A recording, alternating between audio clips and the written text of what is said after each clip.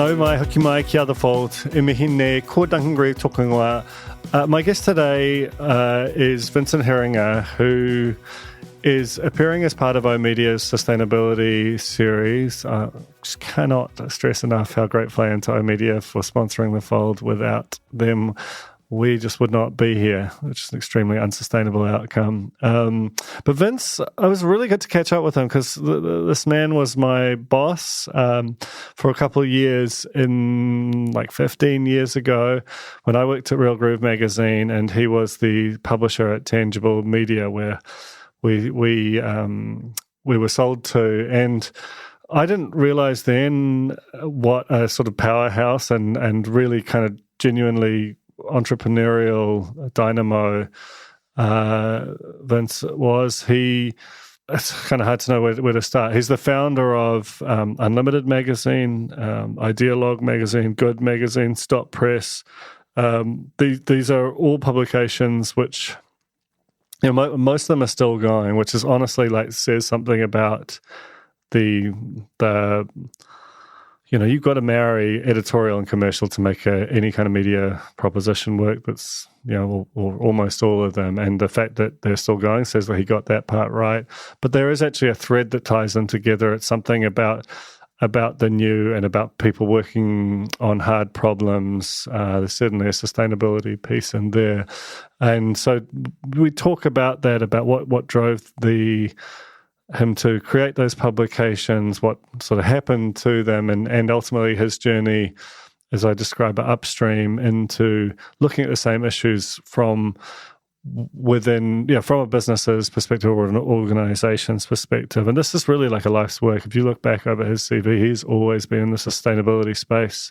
And and so we talk about that. We also talk about the fact he was also part of the sort of the group that founded the Science Media Centre, which has had, I think, quite a profound impact on the way that science-based stories are covered in our media, and from and through there to why it's so hard to cover climate change and to kind of finance the coverage of climate change, because it is, for the biggest story in the world, it is, as he rightly points out, it's really under-resourced in terms of actual just grunts on the ground. And paradoxically, just as the story just becomes more and more constant, the actual number of journalists devoted to it is really shrinking at the moment. And that's just a really hard problem to solve, but there's a lot in it in terms of how that story is communicated more broadly. Just a really passionate, clever, restless, progressive guy, and someone I've got a huge amount of time for. So it was really fun to talk with Vince Heeringa on the fold. Tēnā koe, Vince, and welcome to the fold. Well, kia ora, Duncan. It's a pleasure to be here, and thank you for having some washed-up media guy on your show. Oh, please! It's honestly, it's beautiful to have my old boss and someone who's really pivotal to me in my early career. No way! I was your boss for about 5 minutes, I think. Please. Anyway, well, let's talk about let's go back to that era when we were both younger and fresher faced. Tell me how, because you have started a number of publications, most of which continue in some form, which is amazing given the absolute bloodletting there's been in magazine media over the past few years. I mean, first let's start off by just explaining why magazines for you. I like the form of magazines. I discovered magazines quite young. When we were kids, we used to get a magazine called Look and Learn, and it merged actually with World of Wonder. So they were two fantastic magazines. I just loved the ability to access media through you could read it backwards, you could read it you could just dive in. It wasn't a sequential kind of linear experience, which it suited, someone as discursive and ill-disciplined as me. So I loved that format. And then at university discovered Metro magazine for the first time, and I would, sit at Victoria University Library devouring Stephen Stratford and Nicola Leggett and Warwick Roger, and just think, wow, how do I get into that world? And ended up, that was my first job actually at Metro magazine. So, totally have a love affair with magazines.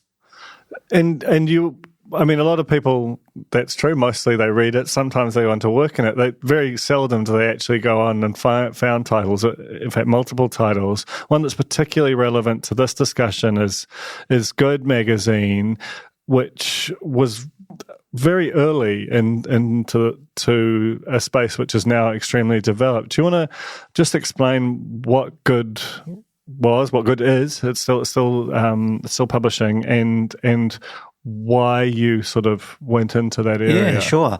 Well, the timing was terrible. We launched about 6 months before the GFC, so we had 3 issues that were just stonking, and then it was hard yakka after that. But the timing was all to do with this growing sense of, sustainability had been already a movement for quite some time, but there was a real mainstreaming of sustainable practice and thinking, and there was a desire for household shoppers, which, kind of stereotypically is women. And so we created a women's magazine that was really aimed about equipping people to make smarter decisions as consumers, because there was this thinking at the time, I think still relevant, but not completely right. But this thinking was actually it's consumer pressure that will force companies to be more ethical, to be more less polluting, to be more aware of their footprint, if we could create a consumer movement that demanded green products.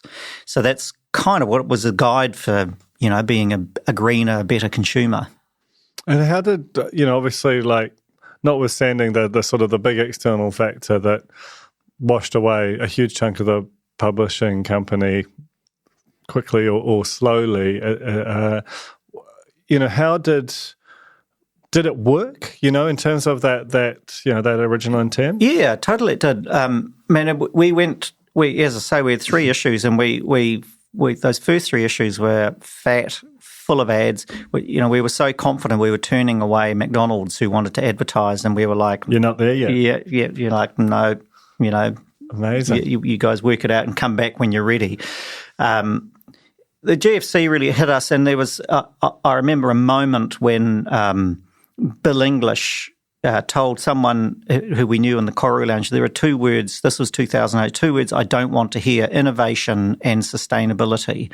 And we owned Ideologue magazine and Good magazine, and I was like, oh, great, we thought we were popular.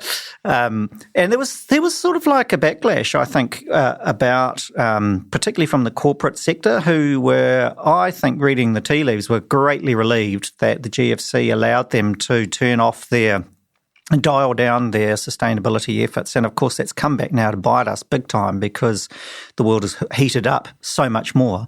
But yes, it did work, because there is a constituency, and there is a group of advertisers and companies that are determined to carve out a sustainable economy.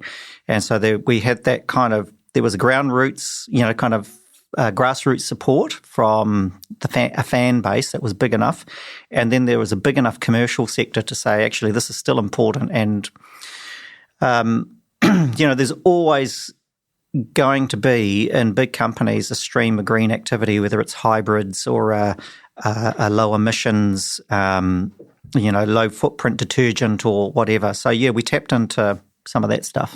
It's funny now, because we're talking about events 15 years or so ago, and yet the actual broader environment's not dissimilar, in the sense that, cost of living, replace GFC with cost of living crisis, yes. But the same fundamental, whether it's driven by a consumer or a corporation, we've gotten distracted by this stuff. What really matters is dollars and cents. Do you feel like, is there a sense of deja vu, or do you think that that sort of space has broadly moved on to the point where it doesn't feel like it's going to be swept aside and reset the clock the way it was in 2008? I think it has changed in that we're now starting to. I think climate. If we're talking about climate denialism is over. That is now fringe to the point of flat Earth madness, which is fantastic. Now the kind of denial you get is the sort of foot dragging from the centre right, which is it's not that bad. Gosh, we can't ruin the economy doing this, could we? So in that sense, it's changed. So I think that there's much greater awareness, having lived through these ongoing fires and storms and surges, of kind of real evidence of the effect of climate change. What hasn't changed, I think, Duncan, is the media environment is still as difficult as ever. And I'm really curious, like for the Spinoff, I'm amazed. I got out of the media business because I was so tired and worn out of struggling with this business model. But you kind of started taking off just as I was, taking off the boots. And how do you think? Has the media environment changed so that now it's easier to fund things? And 60% of, this is the amazing statistic that we've dealt with in our industry, 60% of the revenue has gone to Facebook, Google, and Trade Me, these kind of mass click orientated media, leaving the rest of us to fight over the remaining 40%. And I don't think the overall volume of spend has increased to cope with that. No, I mean, look, it's a really interesting question. I think, and a relatively complex one, in the sense that I think, broadly speaking, there is journalists are super open to writing about it. Like, you've got a relatively, part of the fact that the economics of the business got hard has meant you've got a younger workforce maybe than you would have had, relatively speaking, 20 years ago, and younger people demographically are more likely to pay attention to this. The distribution has changed so radically, not just going to digital, but also social platforms, particularly Facebook, in terms of their role in it. And there's also kind of consumer behavior. I think people, because the news around sustainability stuff can often be confronting or a bit off-putting, people just don't click it. They say that they're concerned about it, but it's like people who say they want to watch documentaries on Netflix and then their watch list is too hot to handle or something. That's the sort of dichotomy that we live with. But more broadly, I think there's been a mainstreaming of the kind of thing that where good was on some level a niche publication. That's what magazines often are. The Spinoff's a relatively mainstream publication. I would say a decent chunk of our commercial revenue comes from people who are wanting to tell stories that or about the world, about the work they're doing, that is broadly analogous to what was happening in good. So that is probably the fundamental change. It's just reaching a mass audience with it is probably as hard as it ever was. Yeah, that's right. And I think what's happening with green and sustainability is the proposition is less now about green or sustainability, which becomes a kind of, a hygiene factor, And I'll give you an example. They are a client, so, disclaimer, but Cleanery they're a detergent maker, so they make household cleaning products, and they make them in sachets rather than bottles and liquid and stuff. And their proposition is super clean, super green. But actually what works is super clean. Right. That's what people want. They want a cleaner. And it's green. Yeah. But what they want is super clean. And I think that's the mainstreaming effect of what you're talking about, is like sustainability is now being built in as kind of like, that's just part of the story. You can't imagine really launching a new product now that didn't have an answer to that question, because the question is a default. It's among the first three. Yes.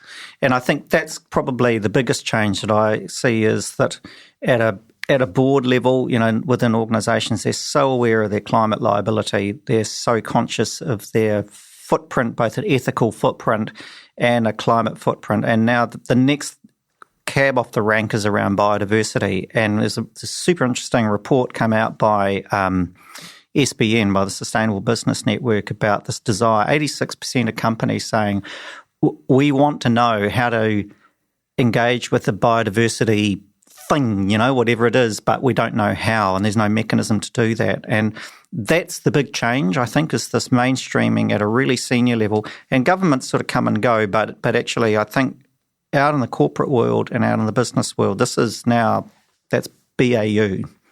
It's interesting you talk about that, because when I had Nikki Wright on the podcast, she also mentioned the fact that for businesses now, this is like a big longitudinal project.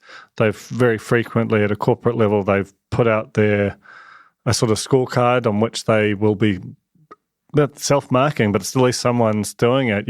There's almost the momentum feels more solid there in a way. Do you feel like that, because there's a sort of a legislative way to do it and then there's a social pressure way to do it.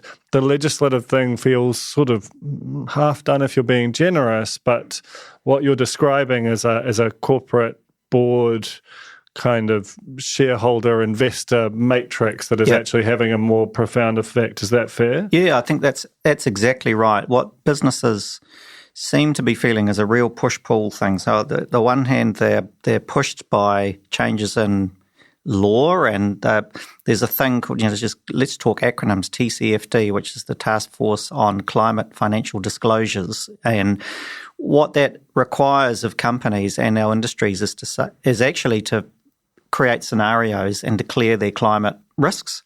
And so from board level, they're like, crikey, this is new. This is like... Well, especially when you're criminally liable as a director of a business, Exactly. So you're getting all these sort of push factors from government and from institutions. That's great. But then there are pull factors, right? And, we used to read these reports about sustainability is attractive to people. People are prepared to pay a premium.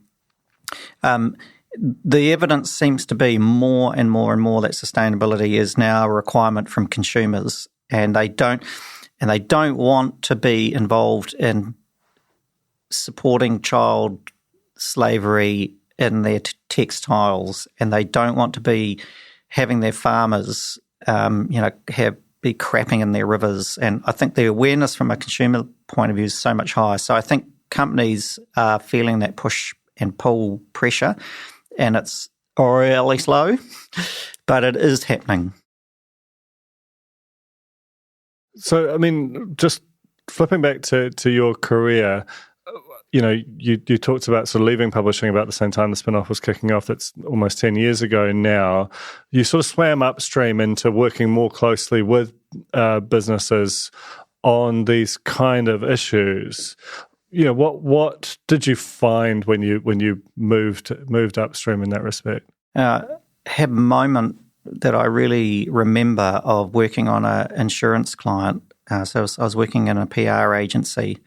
It was a really big insurance client, and a report from WWF landed about the state of species loss in the world. And in the last 40 years, which is sort of more or less, when I've been alive, 70% of species have continued to decline. So that's it's in my time, since the Lorax has been written, things have got a whole lot worse, not better. And I just have this moment of remembering looking up around the room and saying, I don't want to be here helping an insurance company get richer. I mean, insurance is good and you need it. I'm not against insurance, but they'll be fine.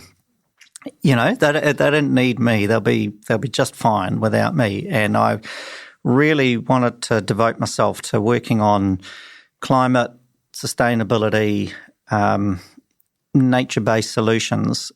I didn't quite know how, so I quit and thought, that's a good way to start, isn't it?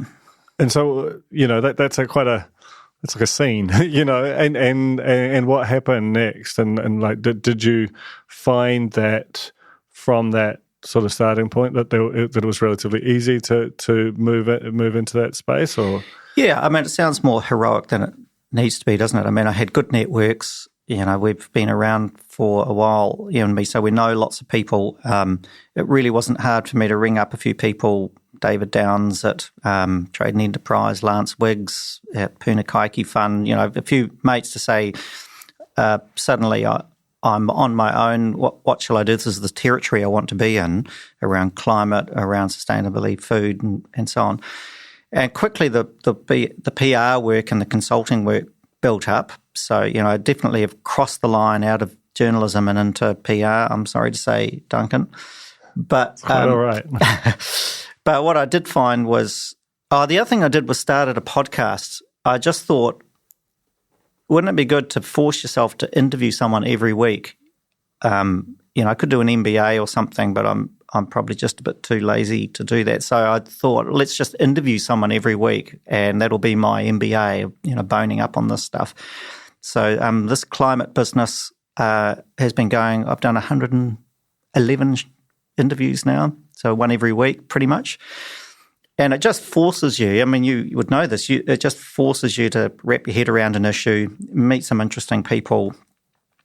And when you throw yourself with a yes kind of attitude into the world, it's amazing what comes back. So I'm super busy, some of it paid, some of it not paid, working what I think is really values aligned. So those areas that I've described, around sustainability, biodiversity, climate, that turns me on, and I want to be working in that space for the next whatever it is, what I've got left. So thinking about this climate business, that's much like the Fold, that's sort of narrowly focused on a particular area. Are there particular guests or episodes or moments that stand out where you sort of started to really kind of feel like something had unlocked for you, or you could see where New Zealand was going in that respect? It's interesting. I hadn't. I think two things come to mind. Just recently, I interviewed a guy called Cornell Tukiri, and he's with Tātaki Auckland Unlimited, which is sort of the promotions arm of, and he's a senior Māori advisor. And he told a really interesting story that when the climate crisis was announced by the mayor at the time, Phil Goff, and he invited iwi leaders to come and join him in the ceremony to talk about announcing the climate crisis. And this is a story secondhand. It comes from Ngāti Te Ata, tribe in South Auckland, iwi in South Auckland. And they said, well, not really. We've actually been in crisis for 150 years and you've just discovered it. And it's such a good kind of insight of Māori have been watching the decline of their natural world, the awa covered up in culverts, the seas polluted, forests chopped down, and they've been feeling this crisis for some time. And it does feel a bit sort of dumb and white to be, it's like, just making a big show of announcing it and then maybe doing not all that much. Yes, and then kind of on top of that is that sort of intergenerational responsibility of it turns out, there are going to be people after us. We didn't really think about that, did we? So that's been great, and getting to know more of the incredibly generous and lovely, intelligent, hardworking people in iwi who are right at the cutting edge of kind of working with natural systems. That's been great, and I'm right at the beginning of that journey. So I feel very naive but excited. There's another moment where you're talking to quite senior business people, like the CEO of Comvita or Silver Fern Farms, and you think, man, these are pretty mainstream corporate publicly listed businesses, and they are talking the language. And I don't think it's just talking, Duncan. I actually think they're really serious that, we are nature-based businesses. If we shit in our own nest, actually we don't have a business. And it's sort of blindingly obvious, but why has it not been built in properly into the way we count things, the way we measure things, the way we account?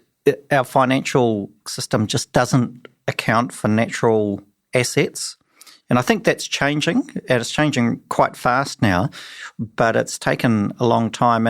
And so those kind of two things have come out of the podcast for me, is getting to know more Māori, and this sort of awakening for me, I guess, about, geez, what is this whenua that we inhabit? I've never really thought about it. Yeah, how's it evolving? And it kind of, I'm embarrassed to sort of say it because, it's kind of slightly dumb, but, well. We're all on our own journeys, at our own pace. And I think that's, inevitably society kind of needs to actually kind of stare at this thing rather than stare past it. I want to switch tack a bit because, like, you've had this quite amazing career in terms of starting things, and one of the things you started that is also still going is something that within our sort of sector of the media, and really felt this during the pandemic, is the Science Media Centre. Uh-huh. Yep. And it's probably doesn't have a huge public profile by design in some respects, but to help journalists kind of navigate a kind of complex world, to tell more sort of well sort of founded science-based stories, it's incredibly useful. Do you want to just tell me about where that came from and how you went about sort of building? These are three constituencies in terms of scientists and academics, government and media, which are often if not in conflict, they can feel misaligned. And you figured out a way to make it work. Well, they should exist in tension. Yes. Yeah, right. That's a healthy ecosystem, to be holding each other to account. Well, the motivation for that came from very much from a guy called Peter Griffin, who was still an active journalist, a terrific guy who had noticed. Has he been on the show? He has been on the Fold. He's a fantastic journalist. Yeah. Really, really great. So a really guy. serious guy and a filmmaker as well. Had seen overseas that the Science Media Centre, particularly in London, was quite successful. And the problem that they were addressing was this lack of knowledge on journalists' side of basic science and suspicion from scientists of, journalists being sort of oversimplifying and, sensationalising, both of which are caricatures of each other, right?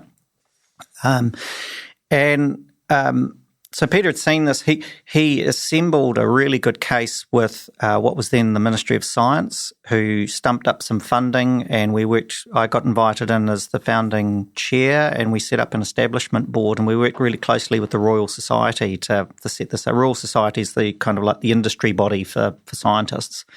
So with funding from the ministry, governance from the Royal Society, and then Peter's just phenomenal commitment to it, it became a real success. And so the proposition was, could we educate journalists about science and create a kind of a reliable list of peer-reviewed scientists that you could go to for comment, and at the same time equip the scientists to be prepared to talk in plain language at the drop of a hat to meet media deadlines about their subject area, knowing that they would be in a kind of safe environment.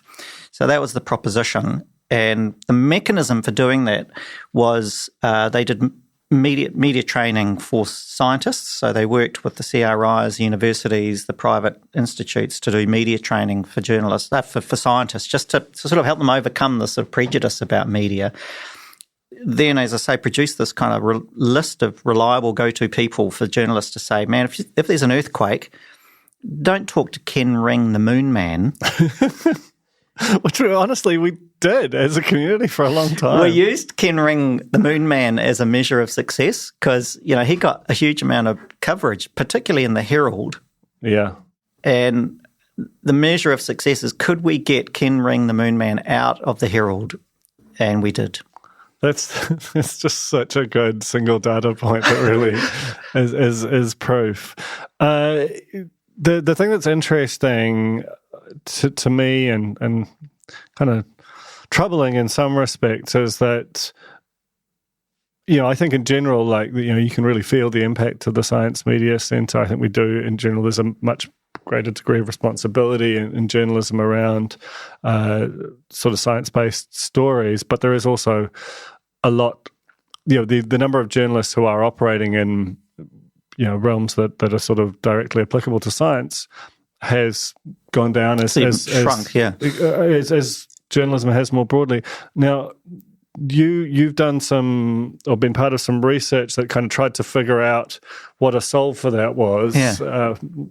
Which was both successful research and not necessarily a successful outcome. Do you want to just tell that story? Yeah, sure. So I got briefed by a really wonderful outfit called Whakatupu Aotearoa, which is a private group of funders who their mission is to fund ecological restoration projects. And what they do is they're not sort of ongoing funders. They really like to start things and get things going. So, for instance, they've funded the Auckland Climate Festival, is what they've kickstarted, and they fund some oceans research and so on. So awesome group, and they were curious about why is it that there's so little public discourse, serious public discourse about climate change, and it's so a lot of it's so extreme, a lot of it's so frankly stupid, particularly in the media, right? And why do the good voices really struggle to be heard? So I commissioned me and a guy called Ben Fahey, who was former publisher of Ideologue and listener in North and South and so on, Metro. We did a whole bunch of interviews and some desk research to just kind of unpack why is climate change so badly reported in the media, so underreported. This is the story of the century. You know, this is the meteorite that's rushing towards the Earth, and it's really hard to get coverage. There's still, by my count, only 7 journalists who are dedicated to this beat, and now there's less because Stuff had invested quite a lot into that, but with this latest round of changes, they're actually withdrawing their investment in this space, which I think is a real shame. I mean, there's probably good reasons for it. And even those 7 or 8 journalists, this is not their only thing. So someone like Jamie Morton from the Herald, in that whole NZME enterprise, how many journalists would they have? 300. He is the only science reporter, but then his science is only a third of his beat. He's also health and climate change. I mean, I don't know what to say. It's just it's ridiculous. It's offensive. It's stupid. And why is it that burden of, not the burden, but it's such an exciting beat. It's full of drama, politics, economics, humanity, science, Indigenous stories. It's a beat that's rich with potential for storytelling. And I think probably the Spinoff and Radio New Zealand and Newsroom are the only ones that are actually devoting resources to it. Anyway, so that was that was kind of like the proposition is what's going on? Why is it so hard in media in particular, but also outside of media, to talk about climate change in an informed and an intelligent way? And I mean, and I think that is a sort of a tragedy of the commons kind of thing where, or I don't know, there's a bunch of different economics terms that sort of fit here. It's sort of everybody and nobody. Yeah, I mean, like it sort of benefits everyone. It's not a kind of it's a weird area, climate change journalism, in that. It is consuming for people, but while you're right to identify it is a fantastic beat, it is a beat where to responsibly tell the story, especially a sort of a modulated element of it, you're not necessarily going to have an alarmist headline on it. If you put that on it, you make people angry, but you get the clicks. If you try and but you don't want to make people despair, you want to kind of give people hope, but you don't want to give people too much hope so that they don't believe in the scale of the story. It is the biggest story of the century. It's also an incredibly complex one. And I think it's one that a sustainable journalism would be very well equipped to tell, that was adequately resourced. And unfortunately, we just don't live in an era where there is a sort of a social political will to kind of create an environment where you can have the sort of bench of science and climate science reporters that you'd hope would exist in most scale news organisations. Well, I think if you make an analogy with something like the health beat, health it's ever present, it's always with us, it's rich with, from a journalistic point of view, it's rich with potential of, it's got funding dramas, it's got life and death, it's got heroes, it's got villains, as a beat. And it's got people, and that's, always the easiest way into a story that's going to affect a kind of a mass of people, right? And that possibly is what's missing out of the climate story. It's arisen out of science, and science, as much as I love science, my degree's in biochemistry, so I just, I die in all science media centre stuff, but I'm in the minority. I get that, and so maybe because it's arisen out of, it's a question of physics, it's a question of how much carbon dioxide can the atmosphere tolerate before it acidifies the ocean. It's actually a question of physics, isn't it? So maybe part of this solution, we'll get to a bigger part of the solution, but a small part of the solution is humanising it and telling the human story. And we see that in catastrophes, in fires, in floods, in banks falling down on houses and people dashing out the door with seconds to spare. So that's kind of, I think, a one way into it, and it's legit. But I think what you have touched on earlier is that it's what economists would call a market failure. Precisely. A complete catastrophe of two lines kind of missing each other. One is importance and one is kind of commercial returns or something, and they just zoom past each other without touching. And so there needs to be, if you want to solve this problem, if you want climate change addressed, both increase the volume but also the quality, someone has to invest. You're doing it with your own efforts with the Spinoff. I'm doing it in my own little small way, so each in our corner. There are some transformational opportunities here for private investors. Where's Jeff Bezos when we need him?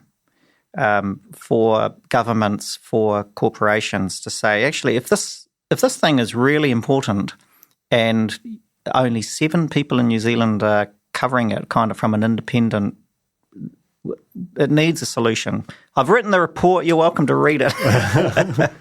No, totally. Obviously, incredibly. Like that is where I live, and I can't pretend to be disinterested in it. But yeah, I couldn't agree more. To sort of finish up, I mean, like. You've devoted the largest part of your career to, different things that operate under that sort of sustainability, particularly kind of climate science, and have been at it from kind of every angle in some respects. Do you feel like, the general health, like what the societal and business kind of fundamentals of that are tracking the right way, setting aside the kind of whatever kind of polarized moment and kind of weird negative incentives of social media might be to kind of surface particular comments. Like how are we going? It was really hard to, Mike Hutchison, our friend and mentor, he used to say it's really hard to read the label when you're inside the jar. And so I really feel like I'm in the system, so it's very hard to be independent. But a couple of observations from being in it. Just a little sort of signpost. You see a couple of days ago, Takahe was released into the wild in the South Island. Amazing. Our producer even knows this story. Awesome. Those are little signposts, right? And Kiwi now and Kaka getting out of Zealandia and starting to kind of migrate into the bush and in neighbourhoods and around Kelburn and Wellington. Those are little signposts that you could feel like we're at a certain point on a bell curve. Yeah, kind of thing. Yeah, that's right. I think from a systems and kind of governance point of view, the massive changes in the last 5 years. There's that acronym I just mentioned, TCFD. There's the Zero Carbon Act. There's the Climate Adaptation Plan and Climate Adaptation Plan, and the other one, Mitigation Plan. They're not going to be undone. Even with a national act government, they'll be tweaked. They'll not be undone. And so really amazing building blocks put in there at an institutional level, and same, you know, in the accounting world, they have these sort of international standards, and those things are now being built in impact reporting and climate reporting and stuff. It's pretty fundamental. Another little sort of I suppose a sort of personal anecdote is wherever I go, I see farmers, companies, communities engaging with Māori in a way that didn't exist when I was a kid. In Upper Hutt, it was quite segregated communities, a lot of antipathy, I thought, growing up between Māori and Pākehā. That is changing, and I think it's changing really fast in such a positive way that the rhetoric that gets used at a kind of government, a sort of political level out on the hustings, I don't think that's happening at a community level. I think the co-governance thing is not landed as a political device to whack people with, because actually it's working quite well at a local level. So little signposts, I reckon, Duncan, of incredible health. And then you go, my family hopefully not listening to this, but you go for a weekend, you know, for family reunion, and it's like the climate, biodiversity, species, these things don't exist. You know, what matters to them is they can't drive to the Wairarapa anymore because there's a slip on the Rimatakas and someone should fix it. And so, you know, kind of little moments of despair of like, really? But in some ways, it doesn't have to engage everyone so long as parts of government and business that people interact with, or ultimately they have pieces in there that are properly embedded in their organisations that are working. You know, like that's sometimes kind of, I think, gets lost. And certainly my sense is that these aren't sort of coming and going within organisations now, they're in there. Yeah, and I think actually just one other thought into this is that, humans will do their bit, but actually Te Taiao, I think the natural world is going to have its say, and it is having its say. And that's quite a powerful communication channel it's got. Yeah, we're just going to wipe out your entire horticultural base over one weekend. And, you know, so those biological indicators are completely terrifying about the warming of the oceans, the shrinking of the glaciers. Those things, they freak me out.